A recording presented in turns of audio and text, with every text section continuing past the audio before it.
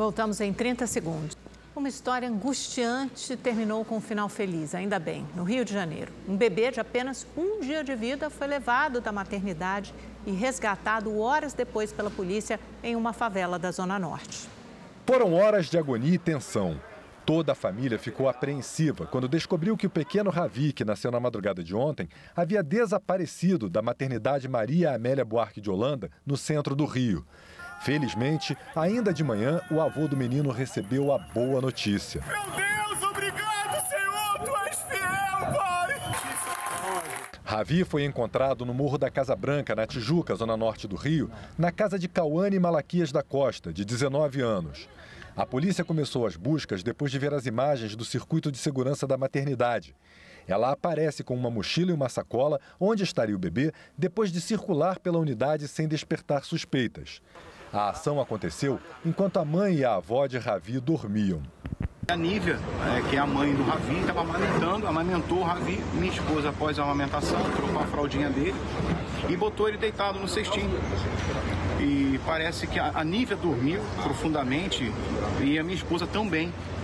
Minha esposa relatou que foi por volta de uns 20 minutos. Quando ela acordou para olhar o Ravi já não se encontrava mais no cestinho. A polícia chegou em Cauane depois de receber uma denúncia anônima. Primeiro, ela negou o crime, mas na delegacia admitiu que levou o Ravi, sem, no entanto, explicar o motivo. Perguntado qual o motivo que ela fez isso, ela se calou. Tenho eu para mim que seria para criá-la como filho, uma vez que ela tinha um namorado, né, inventou para esse namorado que estava grávida, inventou uma gravidez não só para ele, como também para a família toda. Cauane vai responder por subtração de criança ou adolescente com o fim de colocação em lar substituto, crime previsto pelo Estatuto da Criança e do Adolescente.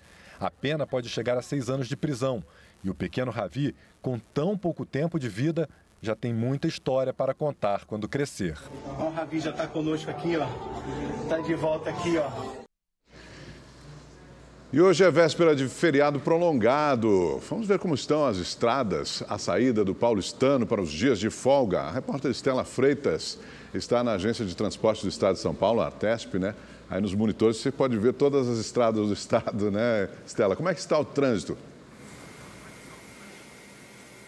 Oi, Augusto, uma boa noite a você, boa noite a todos. Olha, o trânsito flui bem no geral, mas é preciso ter paciência em alguns trechos. A expectativa é que mais de 2,5 milhões de veículos passem pelas principais rodovias de São Paulo, com destino ao litoral e ao interior. A gente vai mostrar aqui, então, nos monitores como é que está a situação nessas rodovias, começando aqui à esquerda pelo sistema Anchieta Imigrantes, a Anchieta ali no monitor de baixo, Imigrantes em cima, cerca de 340 mil veículos devem descer a serra com destino às praias da Baixada Santista. A gente vê que o movimento é tranquilo, ali tem uma oscilação na realidade do sinal, né, que é a imagem que a gente está mostrando, mas a gente vê que o motorista consegue seguir bem a estrada.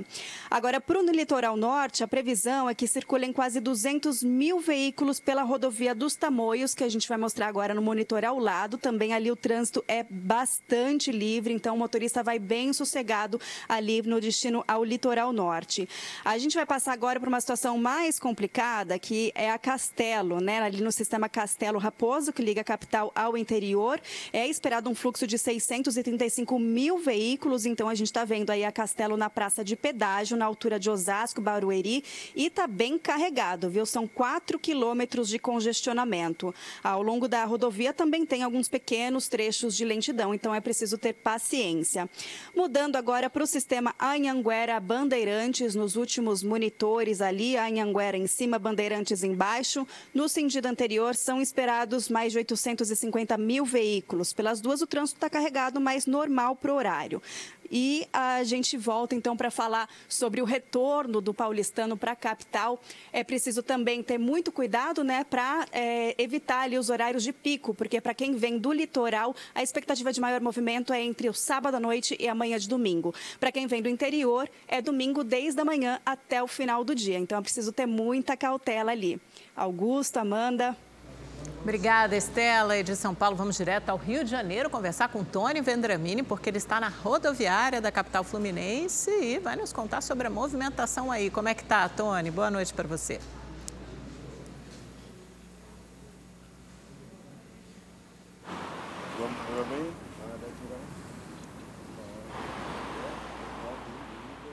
Opa, tivemos um probleminha com o áudio do Tony Vendramini. Já já a gente retorna para o Rio, né, Augusto? Mas temos informação de onde agora? A gente vai, então, chamar o Rodrigo Cabral, que está lá em Belo Horizonte, vai nos contar da situação do trânsito, da saída dos mineiros para esse feriado prolongado, né, Cabral? Boa noite para você, bem-vindo aqui com a gente no Rede TV News.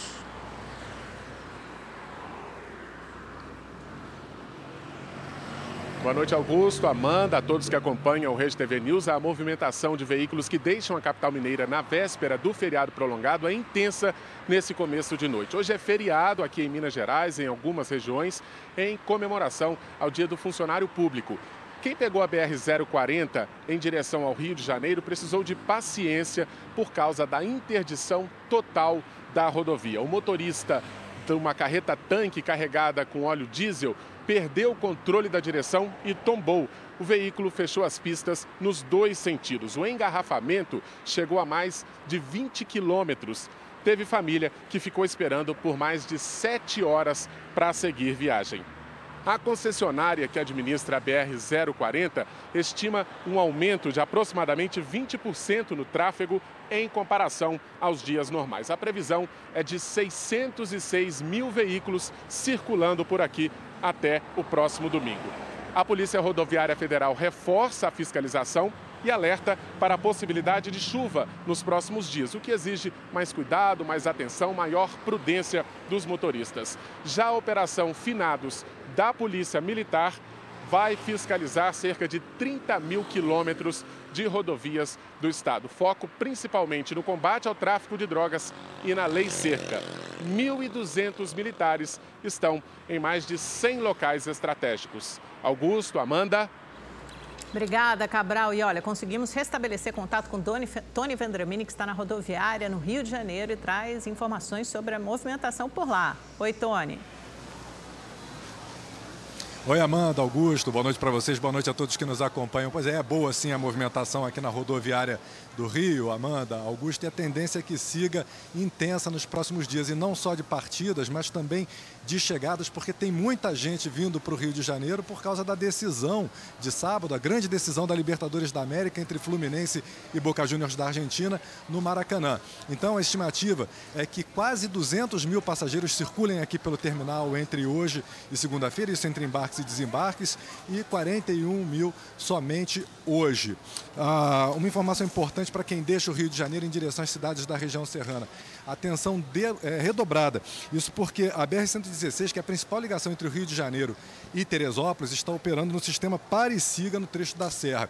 Choveu muito ontem, essa chuva provocou quedas de barreiras, deslizamentos, e a rodovia chegou a ser fechada nos dois sentidos, só reabriu hoje. A concessionária que administra a via fez uma vistoria, limpou a pista, mas informou que se voltar a chover, pode interromper o trânsito novamente. Augusto, Amanda. Perfeito, obrigado, Tony. E vamos então, né, para quem vai viajar, saber como é que vai ficar o tempo nesse feriado prolongado. A Valéria Luizete está aqui para contar para a gente. Boa noite, Valéria. Boa noite, então, Augusto. Muita chuva, né, um perigo nas estradas, muita cidade em alerta. Como é que fica a previsão do tempo? Pois é, boa noite, Augusto, Amanda, e boa noite a todos que nos assistem. As chuvas têm deixado muitas cidades em alerta por todo o país. Em Sete Lagoas, Minas Gerais, a tempestade na madrugada de ontem para hoje chegou a levar casas, carros. A destruição foi tamanha que cerca de 19 pessoas ficaram desabrigadas. Nas imagens é possível ver que a força das águas chegou a arrastar um carro até um córrego. O homem precisou ser resgatado por moradores da região. Imagina só o desespero. E para amanhã, como podemos ver aqui no nosso mapa, possibilidade de muita chuva em todo o Brasil, principalmente na região sul. Isso porque um novo ciclone extratropical está se formando por lá. Mas diferente dos anteriores que nós temos acompanhado, ele vai se formar no continente e não no oceano. Por conta disso, ele é potencialmente mais perigoso, então deve haver bastante chuva e fortes ventos por lá amanhã. Já no restante do país, também chuvas fortes, mas mais isoladas, principalmente no norte, passando pelo centro-oeste e no sudeste. No nordeste e em parte do norte, as chuvas devem ser mais leves e também mais isoladas. Falando das temperaturas para amanhã, No sul e parte do sudeste, principalmente em São Paulo, temperaturas mais amenas, com máximas aí entre os 20 e 23 graus. No restante do país, bastante calor, máximas entre 31 e 35 graus. Falando um pouco mais agora da região sudeste, possibilidade de pancadas de chuva ao longo de todo o feriado, final de semana. Então, podemos ver que amanhã máxima de 23 graus em São Paulo, 28 no Rio de Janeiro e 29 em Belo Horizonte. A partir de sexta-feira, as temperaturas devem começar a subir aqui por São Paulo, mas a chuva continua. Amanda e Augusto. Sempre chove dia de finados, né? Não foge a regra. Pois é. Obrigada, Valéria. Bom feriado. Valéria. Obrigada. O assassinato do casal de namorados Liana Friedenbach e Felipe Café completa hoje 20 anos. Os dois foram mortos em Bugaçu, na Grande São Paulo, enquanto acampavam. Pois é, o crime ficou conhecido como o caso Champinha, né? O nome do menor de idade preso foi apontado como responsável pelo crime. Hoje, com 36 anos, ele continua internado em uma unidade experimental de saúde.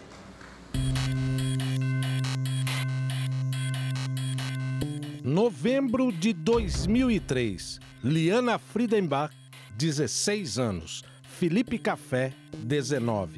Jovens namorados que resolveram acampar sozinhos.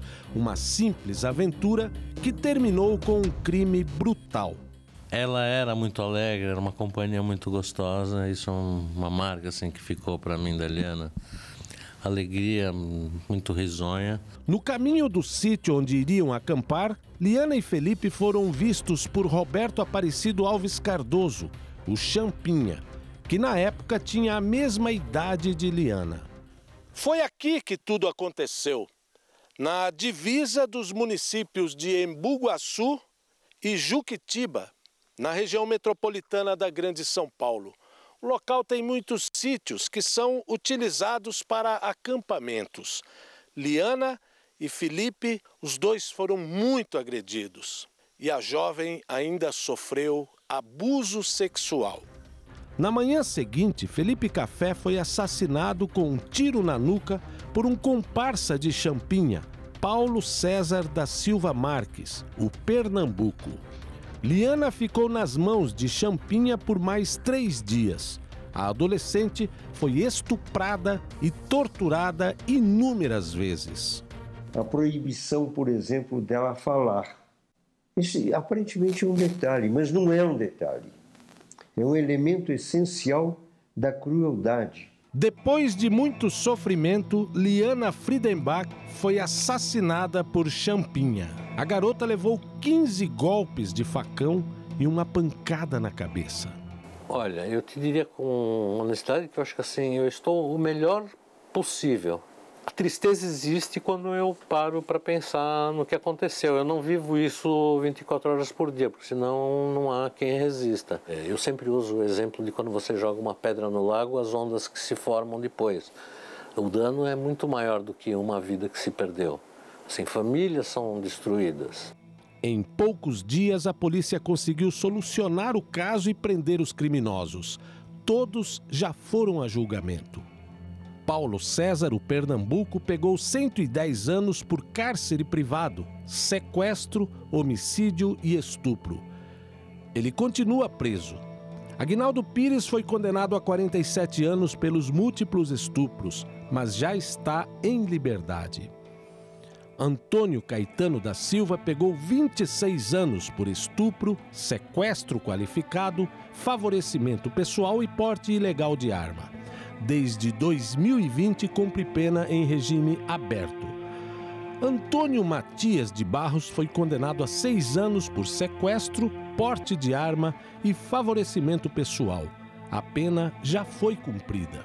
Champinha, apontado como o líder do bando, nunca foi a julgamento. Como era menor de idade, na época, foi encaminhado para cumprir 3 anos de medida socioeducativa na antiga FEBEM, hoje Fundação Casa.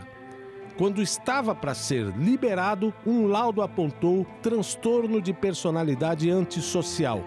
De acordo com especialistas, a liberdade de Champinha seria um perigo à sociedade. Esse tipo de indivíduo que comete crimes dessa natureza, eles não têm condições nenhuma de ser reinseridos na sociedade. Nenhum profissional tem condições, competência para assegurar que o sujeito não vai repetir o crime. Em 2007, Champinha foi transferido para a Unidade Experimental de Saúde na zona norte da capital paulista e se tornou o primeiro interno do recém-criado espaço. Ele permanece lá até hoje. A Unidade Experimental de Saúde é um local ilegal, então é um local que não está de acordo com a Constituição Federal, com as normas que regem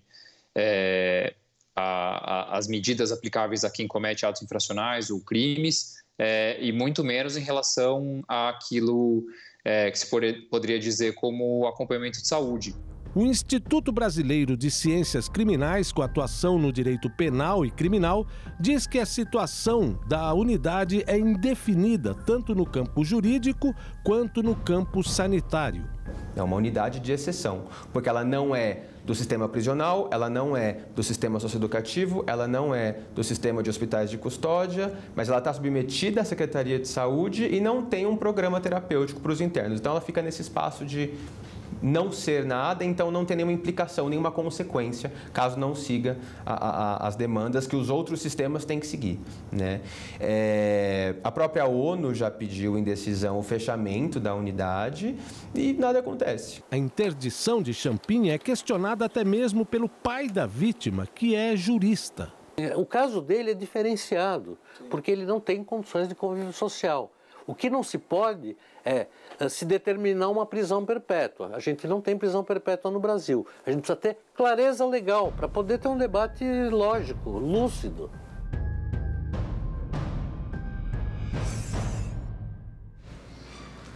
Em nota, a Secretaria de Estado da Saúde informou que qualquer eventual transferência de Champinha da Unidade Experimental de Saúde para outro local vai ocorrer com devido alinhamento com a Justiça. Rede TV News faz uma rápida pausa. Voltamos já. Fique com a gente.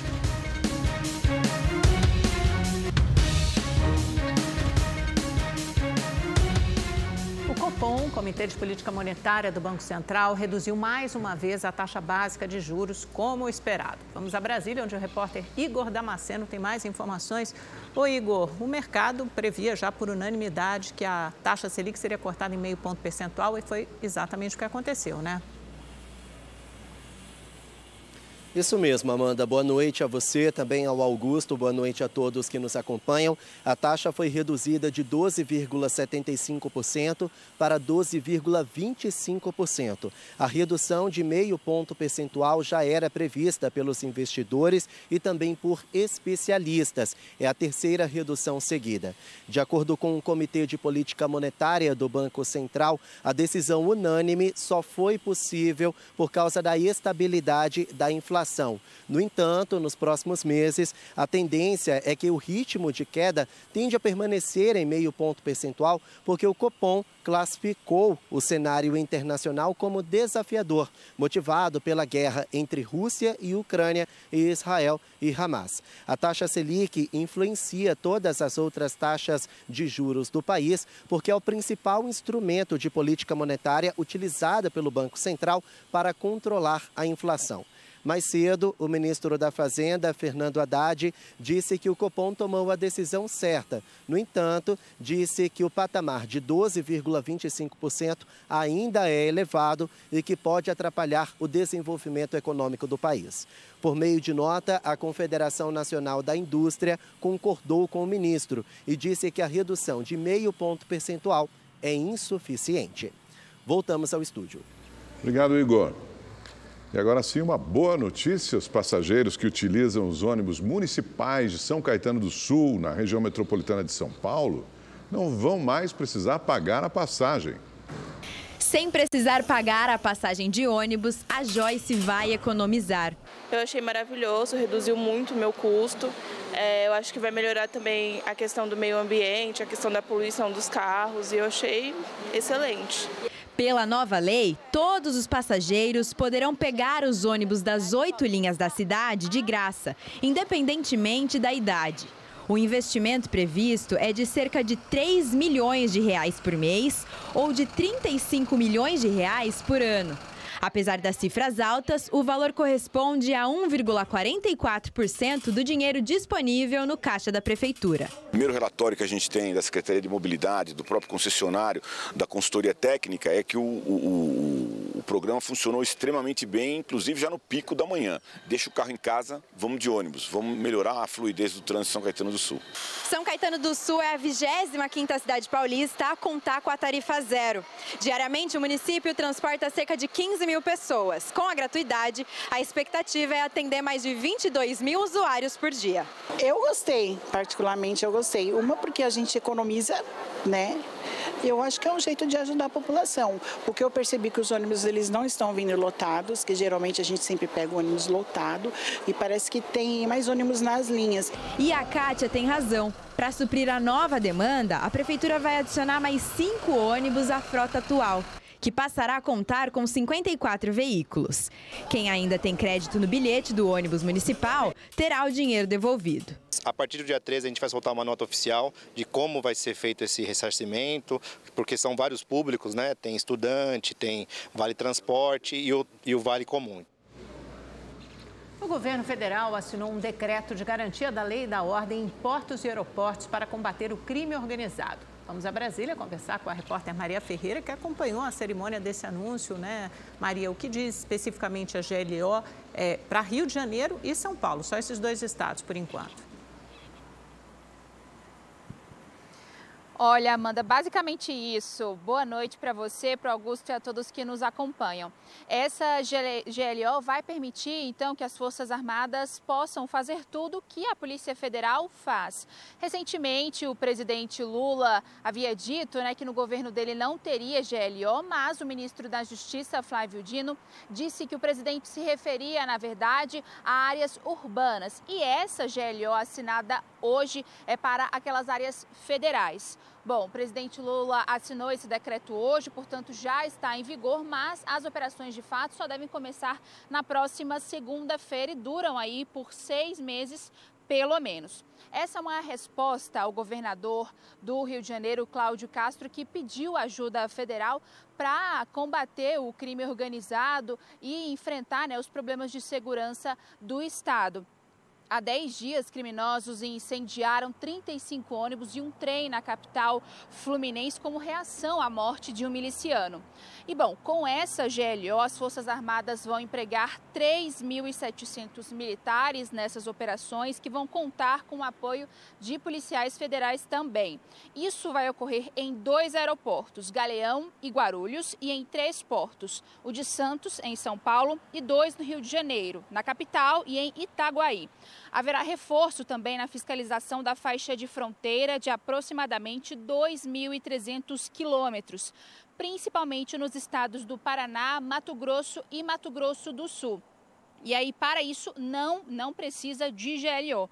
Como também não vai precisar de GLO para a Marinha ampliar a atuação nas baías de Guanabara e de Sepetiba, ambas no Rio de Janeiro, e no Lago de Itaipu, e também nos acessos marítimos ao Porto de Santos, em São Paulo. O ministro Flávio Dino ainda falou sobre um plano de modernização tecnológica e o presidente Lula anunciou a criação de um comitê de enfrentamento, né, para enfraquecer, na verdade, o poder financeiro dessas organizações criminosas. Vamos ouvir o que eles disseram. O Ministério da Justiça e Segurança Pública, em conjunto com o governo do Estado do Rio de Janeiro, vai implantar a CIFRA, Comitê Integrado de Investigação Financeira e Recuperação de Ativos, visando enfraquecer o poder financeiro das quadrilhas. Eu e o ministro Múcio, por determinação do presidente da República, iremos, em até 90 dias, junto com o ministro Silvio, apresentar ao ministro Rui Costa, que vai coordenar esse plano de modernização tecnológica, o que as polícias e as Forças Armadas precisam para cuidar de 3 itens estratégicos para o combate ao crime organizado no Brasil: portos, aeroportos e fronteiras. E a gente conversa sobre esse assunto com o nosso comentarista de política, Kennedy Alencar, direto de Brasília. Boa noite para você, Kennedy. Seja muito bem-vindo aqui com a gente. Então, eu repasso para você, Olá, Augusto. Kennedy. Boa noite. Por que o governo optou por essa GLO apenas em portos e aeroportos? Olá, Augusto. Boa noite para você, para a Amanda, para quem está nos assistindo. Augusto, o governo optou pela GLO restrita porque o Lula disse na semana passada que no governo dele não haveria GLO. O que é uma GLO? É uma operação de garantia da lei e da ordem, está prevista na Constituição. O presidente pode acionar, só o presidente da República, pode acionar as Forças Armadas para atuarem com poder de polícia. Tem que fazer isso por prazo determinado. O presidente também pode atender a um pedido de um chefe de poder, do Poder Legislativo, do Poder Judiciário e de governadores de Estado. No caso, está atendendo a uma crise de segurança específica no Rio de Janeiro e estendendo para São Paulo pela conexão que há entre o crime organizado. As Forças Armadas, Augusto, não têm um histórico positivo em segurança pública no Brasil. E a gente ainda tem o trauma do 8 de janeiro. Me parece uma medida que o governo tomou porque precisava dar uma resposta. O mais importante é o papel que a Polícia Federal terá. Não está claro e o decreto precisa, e a gente tem que ver ao longo dos próximos dias como vai ser essa coordenação. Estão falando de uma interação entre a Polícia Federal e as Forças Armadas, né, para o controle dos aeroportos e portos, por exemplo. Portanto, me parece que o governo tinha uma batata quente no colo, precisava dar uma resposta, descartou a ideia de criar o Ministério da Segurança Pública, com essas medidas que foram tomadas. E eu repito, eu vi especialistas como a Samira Bueno, do Fórum Brasileiro de Segurança Pública. Há uma descrença, a gente tem um problema estrutural nas polícias. A Polícia Federal é uma boa, deveria ouvir mais a sociedade civil. Forças Armadas não me parecem solução para a segurança pública no Brasil. Pelo contrário, a gente viu a intervenção no Rio com problemas até hoje, inclusive de corrupção, e a gente viu que operações feitas pela polícia, pelas Forças Armadas, foram negativas quando tiveram poder de polícia. Poderia ter sido pior, poderiam ter colocado para fazer policiamento ostensivo. Dessa vez, foi uma GLO mais restrita, mais limitada.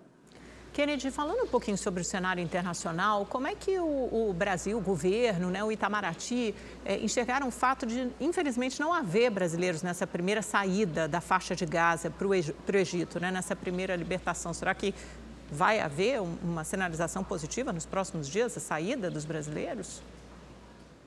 Amanda, há 6 mil brasileiros, há 6 mil estrangeiros em Gaza. Tem um grupo pequeno de brasileiros, poderiam ter saído. O governo brasileiro entende que Israel quis marcar uma posição pela contrariedade, pela discordância com as falas do Lula a respeito da guerra que está acontecendo lá. O governo brasileiro elevou muito o tom em relação ao que está sendo feito por Israel. Lula falou em genocídio, tem criticado a morte de crianças, de civis, mulheres e homens que não tem nada a ver com a guerra. Então, tem uma avaliação interna de que foi um recado de Israel dizendo, olha, a gente discorda e está contrariado com a posição que vocês vêm adotando. Agora, é um grupo pequeno. O Itamaraty acha que nos próximos dias, em breve, haverá uma autorização. O entrave hoje, Amanda, está em Israel, com as autoridades egípcias, está tudo acertado. O Itamaraty já organizou o acolhimento dessas pessoas quando atravessarem a fronteira para o Egito. O problema está em Israel e o governo atribui a posição brasileira, que, a meu ver, é uma posição correta, né, que está havendo um agravamento, a escalada em Gaza, a crise humanitária e os crimes de guerra que estão acontecendo lá. Mas o Itamaraty, Amanda, tem uma expectativa de que nos próximos dias possa obter as autorizações, porque se trata de um grupo pequeno. Boa noite para você e para o Augusto. Perfeito. Boa noite. Obrigado, Kennedy. E a Polícia Civil do Rio de Janeiro apreendeu mais 2 metralhadoras furtadas do Arsenal de Guerra de Barueri, na Grande São Paulo. Ao todo, 19 das 21 armas desviadas foram recuperadas. As 2 metralhadoras .50 foram encontradas num carro abandonado na Praia da Reserva, na zona oeste do Rio. Um fuzil 762, que não estava na lista das armas furtadas no início do mês de setembro, também foi apreendido. Segundo a polícia, o veículo encontrado estava com placas clonadas e as armas embrulhadas num plástico. Elas foram levadas para a perícia e serão devolvidas ao Exército. O fuzil ele se encontra na Polícia Civil do Rio, do Estado do Rio de Janeiro. Eles estão fazendo a perícia nesse armamento. Nós vamos receber, logicamente, o laudo dessa perícia. Hoje que podemos garantir, há uma dificuldade ali, porque esse armamento ele está com a numeração dele, ela está arriscada. O carro é de Gesser Marques Fidelix, responsável por fornecer drogas e armas a organizações criminosas da capital fluminense. Ele é do Espírito Santo, mora em São Paulo e atua junto ao tráfico do Rio. Ontem e hoje, o Exército e a Polícia Militar de São Paulo fizeram operações em Guarulhos, na região metropolitana, para tentar encontrar as últimas metralhadoras furtadas. Foram cumpridos 4 mandados de busca e apreensão e recolhidos celulares e computadores. Até agora, das 21 armas levadas, 19 foram recuperadas. No dia 19 de outubro, 8 metralhadoras foram encontradas num carro roubado. O veículo foi abandonado num dos acessos à comunidade Gardênia Azul, na zona oeste do Rio. No dia 25, outras 9 armas foram achadas num lamaçal em São Roque, no interior de São Paulo. Segundo as investigações, as armas foram retiradas do quartel por militares. 6 estão sendo investigados por suspeita de envolvimento direto no furto. Outros 19 foram sentenciados a prisões disciplinares de 1 a 20 dias. Quem é o responsável pela condução dessa apuração, dessa investigação criminalmente é o Exército. Por isso que instauramos o inquérito policial militar. A Polícia Civil instaurou o inquérito lá no Rio de Janeiro porque essas armas foram encontradas lá. Então eles vão apurar como chegaram essas armas até lá, naquele local. Boa noite, até amanhã.